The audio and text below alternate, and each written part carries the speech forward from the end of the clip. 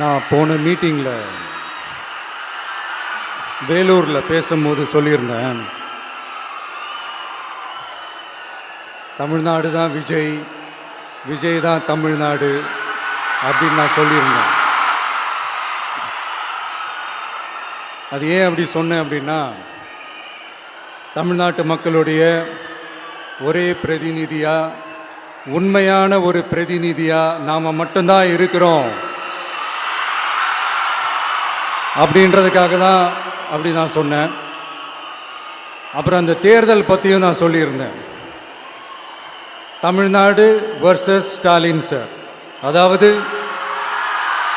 Vijay versus Stalin sir,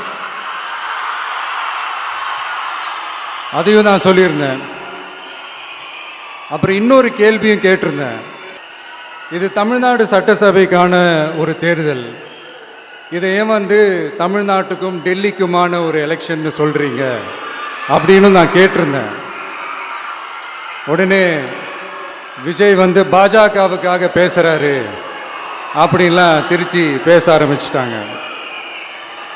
அப்புறம் ரெகுலராக ஒன்று பண்ணுவாங்கல்ல, நம்மளுடைய சிறுபான்மை சகோதரர்களை பயமுறுத்தி பயமுறுத்தி ஒரு ஏமாத்து வேலை ஒன்று செய்வாங்கல்ல, அது இனிமே அவங்களால தொடர்ந்து செய்ய முடியாதுன்னு அவங்களுக்கு தெரிஞ்சு போச்சு. அதனால தான் நான் என்ன பேசினாலும் அதை திருச்சி பேசுறது, அந்த தில்லு முள்ளு வேலைகள்லாம் அவங்க செய்ய ஆரம்பிச்சிட்டாங்க.